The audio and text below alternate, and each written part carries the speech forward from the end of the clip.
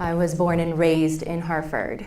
And to say that I was in a bubble is a significant understatement. My parents worked in Hartford. My friends were from Hartford. Ames and Caldor were right down the street, so that's where we did our shopping. Everything was in 5 square miles. And so I never questioned it because that was really all I knew. And I, in my mind, rationed what I saw on TV as make-believe, which isn't too far from the truth, right? But in my mind, that was make-believe. So my freshman year at Buckley High School comes along, and I had the opportunity to play sports. Now, to me, it was a great opportunity because I was with friends, I was playing sports, and I got to travel to faraway places like Newington, like Southington, just things that were exciting to me.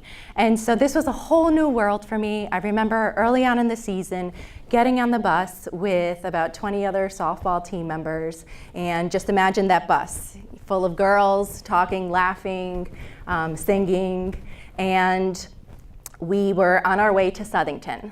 30 minutes, we get to the field, and I just remember this like hush coming over. And I remember peering out the window and seeing their team lined up in the most pristine uniforms I ever saw. The warm-up jerseys had their names on it. The fields were immaculate. And I just was in awe. The talent was unbelievable. I mean, there were no lobs. It was straight to the mitt. You heard it. Boom, boom, boom, right? And we already went in feeling defeated. This shook us. I mean, needless to say, we were mercy ruled probably in record time. We were back on the bus, what seemed like 15 minutes.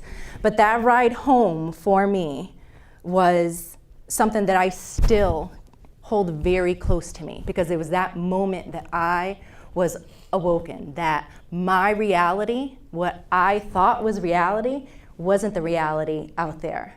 It wasn't the reality of every kid out there. My parents didn't know. It wasn't something that they intentionally did. But my bubble was popped that day.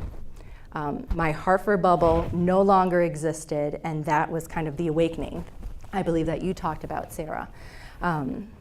And so I say this to say that a huge barrier in this work is not knowing that there are so many bubbles out there. Some of them are intentional, let's be honest. Others of them are not, but it's no excuse. We cannot rely on that. We can't fall back on that.